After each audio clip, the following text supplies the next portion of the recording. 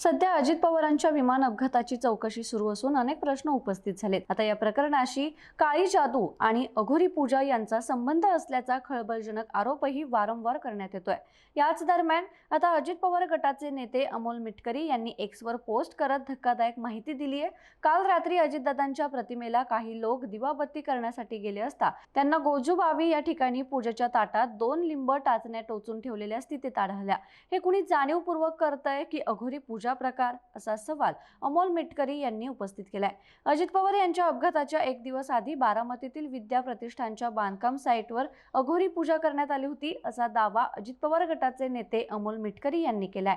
अजित पवार यांचं विमानात बसण्यापूर्वीचे सीसीटीव्ही अद्याप बाहेर का आले नाहीत? तुम्ही म्हणालात 15 दिवसात ब्लॅक बॉक्स डेटा बाहेर आणू, मग 4 महिने झाले का डेटा बाहेर आला नाही? अशोक खराचे सीसीटीव्ही गतीने बाहेर येत आहेत, परतवाडा प्रकरणातील सीसीटीव्ही बाहेर येत आहेत, मग अजित पवार अपघाताचे का नाहीत? बारामती विमान दुर्घटनेचा ब्लॅक बॉक्स अद्याप बारामती पोलीस ठाण्यात आहे। बारामतीत मी मागील 3 दिवसात फिरत आहे, बारामतीचे लोक आम्हाला सांगत आहेत, असं अमोल मिटकरी म्हणाले।